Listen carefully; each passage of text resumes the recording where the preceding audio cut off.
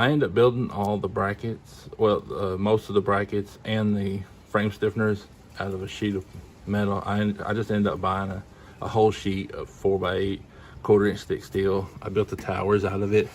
I ended up buying the trap bar bracket and the brackets that mount everything. But as far as like stuff like this and the tower and all that, I did make all that, cut it out and put it all together. The only part of the stiffeners that I didn't buy or that didn't build are the mid stiffeners, and those are from JCR as well. And I'll show you those in a second. Sorry about the wind. So here's the rear. As you can see, I am running 125s over 200s. I'm going to change this out to a 150. We've been playing with the tuning of it a little bit, so I can run the 150s and it not be so preloaded, and it should ride around the same ride height as what we're running now. Like I said, though, I am planning on going to 40s, so I may have to adjust the ride height anyways. So yeah, you can tell this. This is supposed to be a 10-inch spring, and right now it's about 5 or 6. So these are just a little bit too light, so we got to change those out to something a little bit heavier.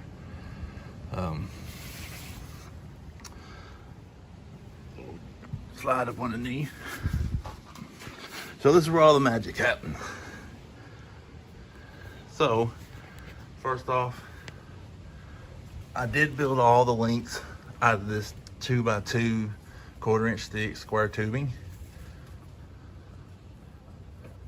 and I used 1 1/4 hound joints on the frame. So I got 3 up here, 4 back here, and then I used flex joints from Rubicon Express, and we welded them onto the bar up front and on the back axle side too. But we'll eventually end up changing this setup to we're going to weld a bung to that side as well, and then we're going to run rock joints on that side and on this side. These hound joints have been awesome and great, but if you've ever ridden with hound joints, you know they are solid. So everything that comes through the suspension comes up this arm and goes right through. It has no softness about it. You feel everything. Now, having the flex joints up there has helped out a lot, because there are plastic in there, and it will take some of the shock, but everything else comes right through this hound joint. So we are going to change out these to something a little bit more not solid, not a hound. So since I do drive it daily, it will help out not being a hound joint, but it has been super strong. So this is the 3-link. This is the old rough country radius arm Crossmember. Yes, the old rough country Crossmember. It had the radius arms on it. I ended up taking this out and I welded on a whole nother bracket at the top for the 3-link. Beefed this thing up, built a cutout for my drive shaft, and then when I went back and put these stiffeners in, as you can tell, these are grade 8 bolts. I ended up pre-planning this, and when I did this, I also did this. So I welded the nuts inside this frame stiffener and then cut the hole out so the nut would slide up into the frame.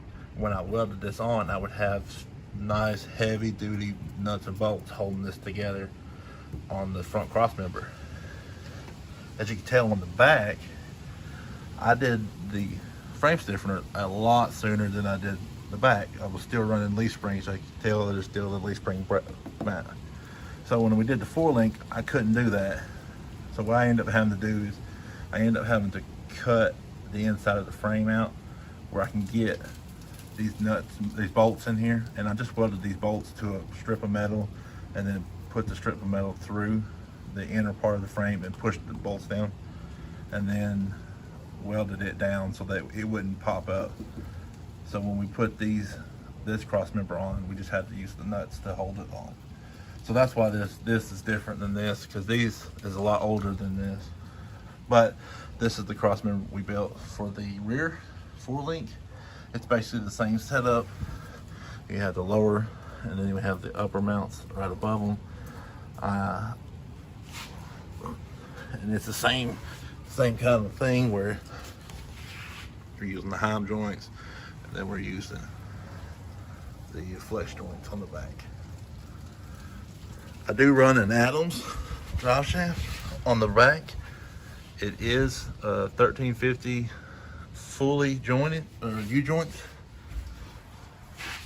Even on the transfer case side, I do have a slip yoke, and it looks like it may be leaking. So we gotta look at that.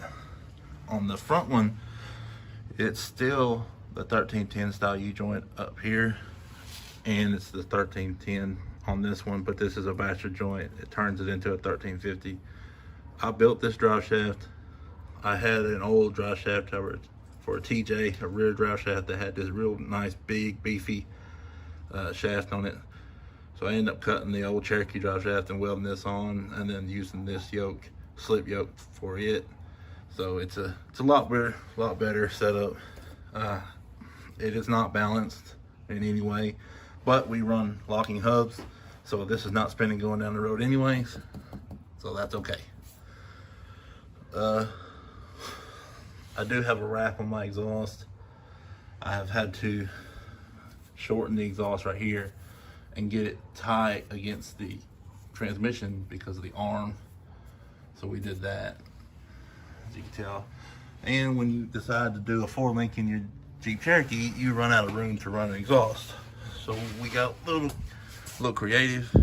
I ran the exhaust up into the tunnel, and you can see where I ran out of wrap. And so I'll have to finish the wrap eventually.